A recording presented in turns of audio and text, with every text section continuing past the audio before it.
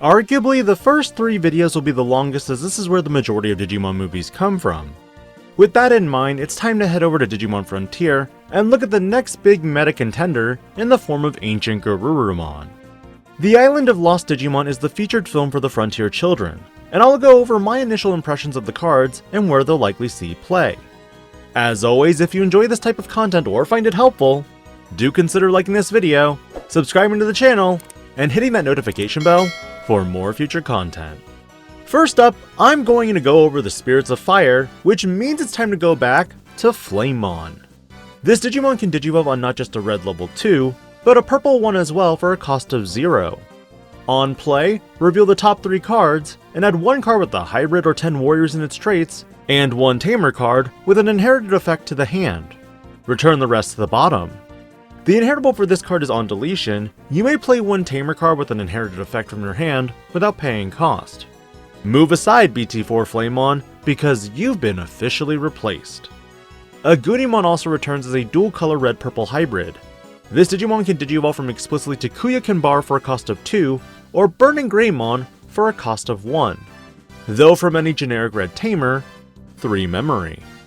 When digivolving, if burninggreymon is in this Digimon's Digivolution cards, or if you have a blue or green Digimon or tamer in play, this Digimon may digivolve into Ancientgreymon for a Digivolution cost of 3, ignoring its Digivolution requirements. If digivolved by this effect, delete this Digimon at the end of the turn. The inheritable is simply plus 2000 DP. After spoilers for BT18, it makes sense why their conditions are also blue or green Digimon or tamers. Realistically, to utilize this effect, you would need 4 memory to utilize Ancientgreymon, 1 off burninggreymon, and 3 for Ancient. Likewise, burninggreymon has the same inheritable effect and has the same Digivolution costs. One convenient factor though is that this Digimon has Raid.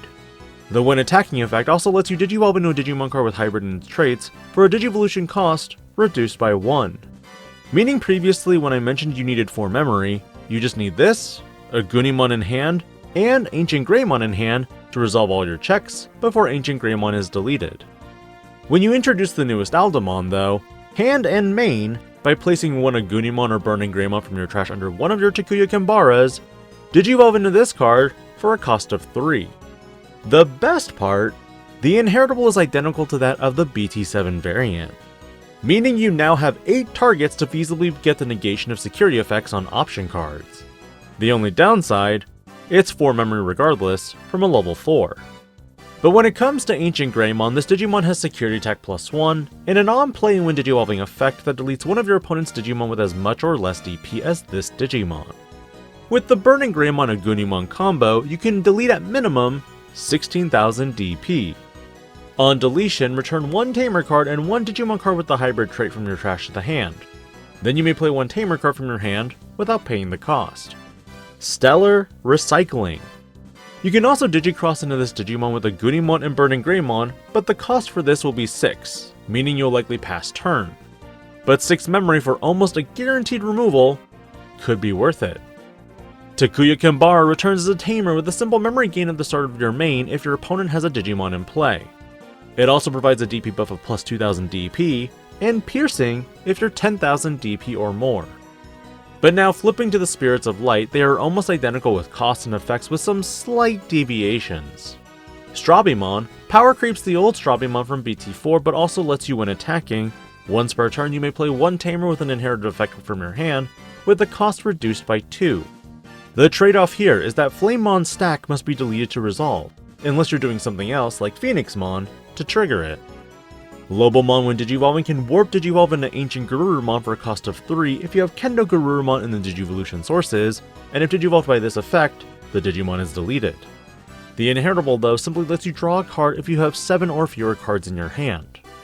Kendogarurumon when attacking draws 1, and can simultaneously digivolve into a hybrid trait Digimon with the cost reduced by 1. Again, going into Lobomon who can then go into Ancientgarurumon. In regards to beowolfmon, this Digimon has the same warp capability as aldamon, but also can stun an opponent's Digimon or tamers from suspending by returning a hybrid trait Digimon from this Digimon's Digivolution cards to the hand. The when attacking effect also returns a level 4 or lower Digimon card once per turn if the Digimon is hybrid or 10 warriors in its traits. I'm not too much of a fan of this one right now, but I haven't dived into any of the new decks yet. And lastly, Ancientgarurumon on play and when Digivolving can return one of your opponent's Digimon with the lowest level to the hand. Your turn, once per turn when an effect adds cards to your opponent's hand, your opponent adds the top card of their security stack to the hand. The on-deletion effect similarly lets you return one Tamer card and one Hybrid Trait card from the trash to the hand, then play a Tamer. And like Ancientgreymon, you can Digicross from Lobomon and Kendogarurumon for a total cost of 6. As for Koji Minamoto, this is the first Koji that is a memory fixer, and also provides a way for your stack to gain jamming if an effect added a card to your hand. Though the additional plus, you gain a memory. The Ancient Protector's option card allows you to ignore the color requirements if you have a Tamer or a Digimon with Hybrid Trait in play. Its main effect lets you return one Digimon card with the Hybrid or 10 Warriors traits from your trash to hand. Then, you may play one Digimon card with a 10 Warriors trait, or one Tamer card with an inherited effect from your hand, with the play cost reduced by 4. While this doesn't give them rush, the Ancients can be played and some board cleanup can be done. Final thought though for new players, Burninggreymon and kendogarurumon are cards that are not treated as Greymon and Garurumon cards. The ancient ones, however, are. This is an English dubbing issue that was unfortunately kept with these specific cards. But moving to the support and villain characters, the lone support card is going to be Trailmon. This Digimon has a play cost of 5 that on play reveals the top 3 cards of your deck and adds one Tamer card or one Digimon card with the machine trait among them to the hand, trashing the rest. I wonder what deck I'm going to put this into. The inheritable provided is also Collision. I do wish that this card was on play and when Digivolving, but c'est la vie. To the villains line, Darcmon returns, a level 4 that can interestingly slide Digivolve between a level 4 and a level 5. This Digimon provides inheritable and passive retaliation, and has a when Digivolving effect that draws 1 and trashes 1 in your hand. Then if hippogryphonmon is in this Digimon's Digivolution cards, you may Digivolve into murmuskmon for a cost of 2, ignoring the Digivolution requirements. Hippogryphonmon on the other hand has blocker and inheritable blocker, with a simple when Digivolving effect that may play one level 3 purple or yellow Digimon card from hand without paying cost. But murmuskmon is the level 6 that when Digivolving, if Darcmon and hippogryphonmon are in the sources, by deleting one of your other Digimon, you may play one ornismon from your trash without paying cost. All turns, once per turn when one of your other Digimon is deleted, delete one of your opponent's Digimon with equal or lower level as the deleted Digimon. While the removal is okay in a sealed setting, something about this entire villain line feels mediocre to me. Ornismon is the last Digimon to go over for this set review episode.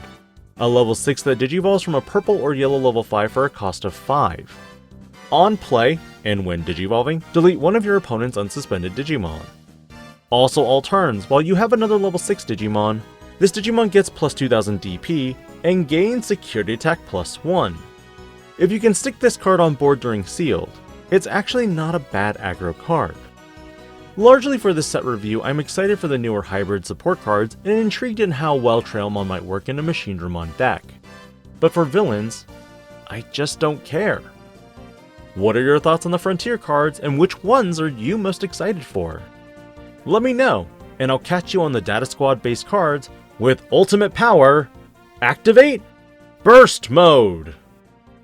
This is DIGI-PANDA, logging out.